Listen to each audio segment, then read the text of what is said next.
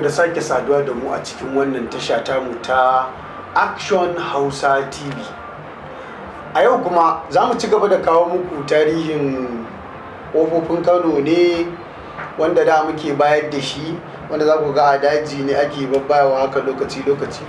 To wannan karan kuma muna son mu dan sauya abin yanda ko ma ina ne za a iya gani, ko a daji ko kuma a gan mu a studio. To wannan karan a cikin studio za a yi. Sunana Nura Ado wanda aka fi sani da Action. A wancan lokacin dai mun faro tarihin jihar Kano tun daga kofa ta farko har zuwa wannan kofa wacce za mu yi bayanin ta a yanzu, wato kofar mata.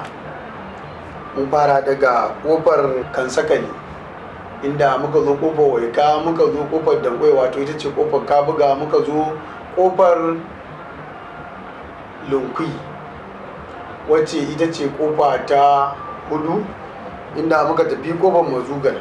Haka ne muke ta tafiya har muka je kofar Wambai, dai kofar Sikawan Kari, duk inda muka rinka zagayawa haka. To wannan karan muna kofar mata.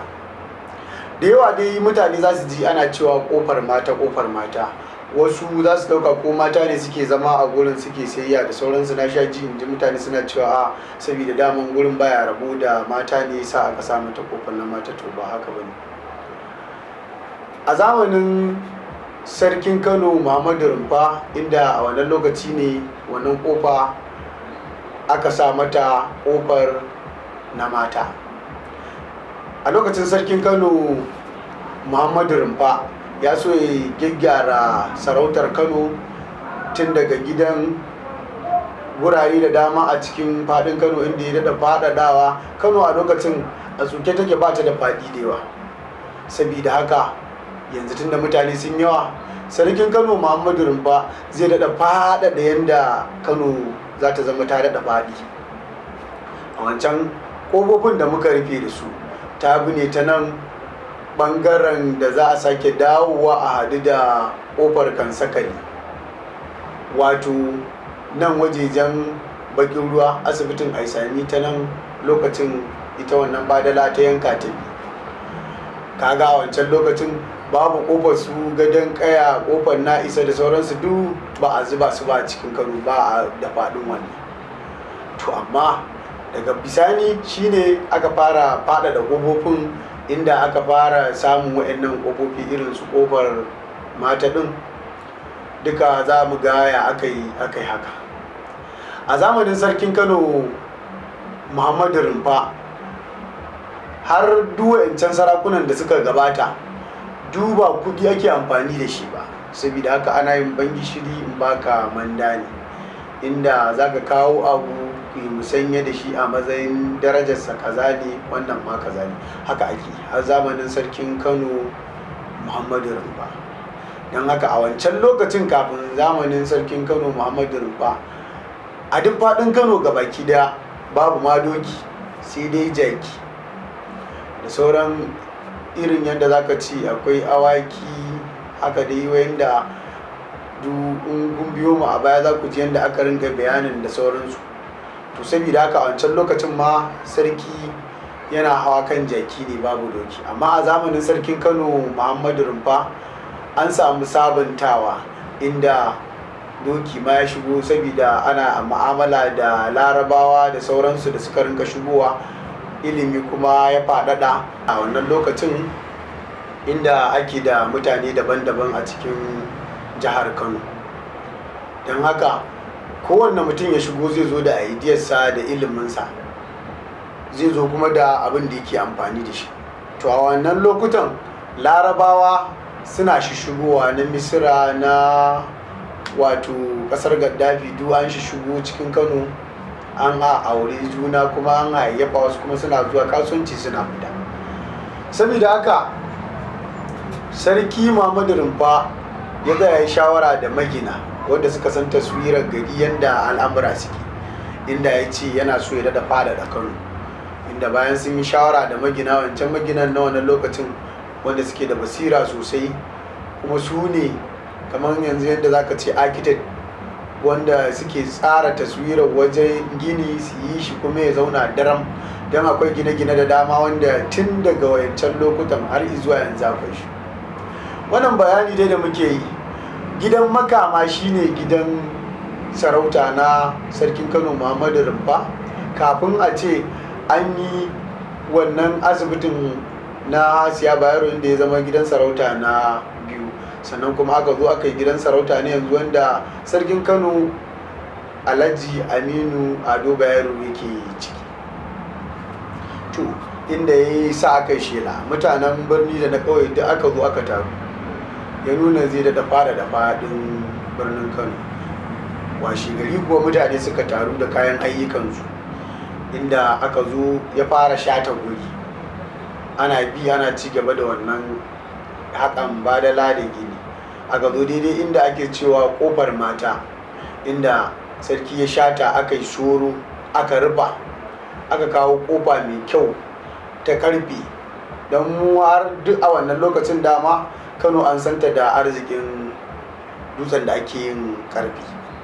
Sabida haka bayan an yi an sa, to a wancan lokacin shi ne aka kawo wani bawa wanda ake ce masa na mata, wanda shi ne sarkin kofa a wannan lokacin. Aka zo aka saka shi a matsayinsa sarkin kofa na mata. To don haka kofar ta jima inda ta wajen shekara 300 ana cewa kofar fage. Bayan an sa mata kofar fage ne sai a kawo wani wanda ake magana da cewar sarkin kofa ne, wanda ake kiran shi da na mata. Bayan ya zo ya zauna yana matsayinsa na sarkin kofa ne, lokaci ya ja, to kuma mutane aka koma ce masa na mata. Bayan ana kiransa da na mata, bayan wani lokaci kuma bayan ɗau shekaru wajen shekara kusan 300 ana wannan, sai kuma ake kiran da kofar mata. Wannan shine yadda ta samu asalinta, da mutane suke ji ana cewa kofar mata. Mutane da yawa sun sha yin tambaya, wai to mata ne suke taruwa ko a'a mata ne suke fita ta wannan kofar? Duk ba haka bane. Wannan sarkin kofa da ake kiransa na mata shine dalilin sunan nata da ake ce mata wato kofar mata. Bayan kofar mata ne aka ci gaba da gini ya tafi. Tun bayan da sarkin Kano Usman Gijima su dan Warisu jikan Bagauda, wanda shine ya fara yin wayannan kofofi, ake ta tafiya sarakuna wannan ya karba shi ma ya da faɗaɗawa, haka aka rinka ci gaba da samun kofofi suna da yawaita a cikin jihar Kano, har sai da aka kulle kowace kofa akwai kofa da sarkin kofa, kuma umarni ake ba su buɗe, saboda wancan lokutan ana kawo hare-hare inda ake yaƙar sarakunan a kwashi bayi da sauransu. To wannan ta sa ita Kano tun jimin gari mai dale da goron dutse aka ba da shawarar yadda za a gine ta, ba ma za ka iya shiga ba saboda ta zama birni, kuma ta zama birni a wannan lokacin. Saboda haka da dama mutane suna son zama a cikin jihar Kano bayan da aka yi mata haka, saboda akwai abin da za ka iya cewa tsaro a wancan lokacin. Za mu ci gaba da kawo muku tarihi irin wannan da dama, wanda aka dinga yin abubuwa daban-daban na ban mamaki a jihar Kano a wancan lokacin har zuwa yanzu, wanda mutane da dama ba su san su ba.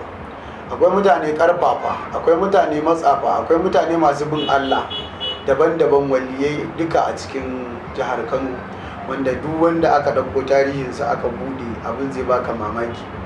Yanzu kamar yadda kuke ji dai tarihin sarkin Kano Muhammadu Rumfa, wanda a yanzu aka yi miki ya yi abubuwa da dama a cikin masarautar Kanon nan, wanda ya ja hankalin mutane. Duniya tana kallon garin Kanon da kima fiye da yadda ake tunani. Bayan wannan kuma za ka ce shi ne ya gina wannan gidan sarautar da ake ciki na yanzu. An masa wani tsari wanda shi wanda ya shiga gidan ne kawai zai iya gaya ma yadda tsarin yake.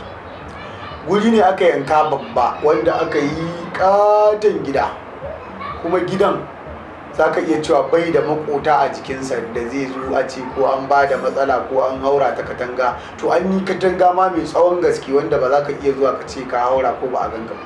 Sannan duk kofofin da ake shiga cikin gidan, akwai sarkin yaƙi a kusa da kofar nan ake masa gidansa, saboda cikin gidan sarauta unguwa ce guda wanda za a ga akwai kusurwa guri nan bangaren bayi ne, nan bangaren sarakunan yaƙi ne, nan bangaren 'ya'yan sarki ne, nan tsakiyar gidan inda shi kuma nan sarkin yake ga soraye wanda daga wannan soran zaka shiga wannan, daga wannan zaka shiga wannan, yanda idan ka zo da wani laifi ma ga baki ɗaya kafin ka je gurin da zaka tarar da sarki an cimma, saboda akwai mayaka masu gadi da sauransu.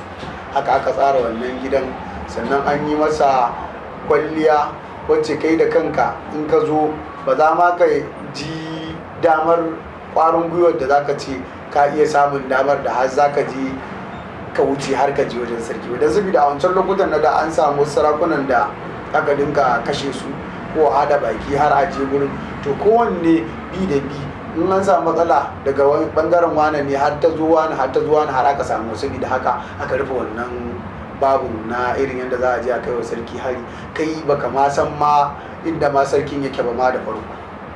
Sannan an yi wa gidan wato wani daji wanda an ce akwai wani sarki ma da ya kiwon zaki a cikin wannan gidan, saboda dai duk cikin tsaro ne da kuma ji da sarauta da ake. Akwai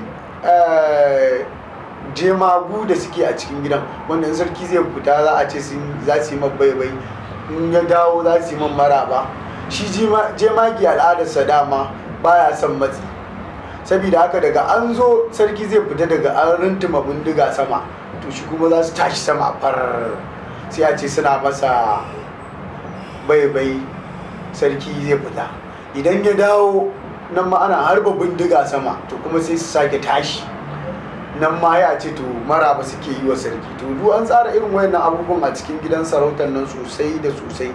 Duk ga sto wanda a lokacin duk ana fito da abinci wajen yin wannan ginin ganuwa da ake yi, ana ba ma'aikata duba tare da matsala ba, komai an tsara shi a cikin gidan sarautar. Wato ba duk gidan sarauta ne zaka je a cikin kasar Hausa ka samu gidan da ya kama kafar na Kano ba, saboda irin wannan tsare-tsaren da kuma yanda aka bi da yanda aka ba wato maginan dama suka yi wannan ginin, wanda har kowa yake maganarsa a yanzu. Da dama mutane suna zuwa daga kasashe su yi bincike a kai, su rubuta littattafai da dama a cikin irin wannan ginin da aka yi. Gini ne wanda kuma aka yi shi daga cikin ba zai zafi ba, don a wancan lokacin babu wuta ba abin da, amma an yi shi salon da in ka shiga ba zai zafi ba, in lokacin sanyi ne zai yi dumi. Duk haka aka yi salon, kuma an yi shi da fasalin da kafin ka karaso ma ana ganin ka, sannan kuma kafin ka shigo kai baka ganin wanda yake ciki. Saboda haka Kano tana da abubuwa da dama. Idan yau kuka fara haɗuwa da mu a cikin wannan channel din namu, to ku danna subscribe, ku danna alamar ƙararrawa don ta rinka sanar da ku daga zarar mun ɗora shirye-shiryenmu a kan lokaci. Sunana Nura Ado, mu haɗu a yanda aka yi gina wato ƙofa ta gaba. Fatan alheri.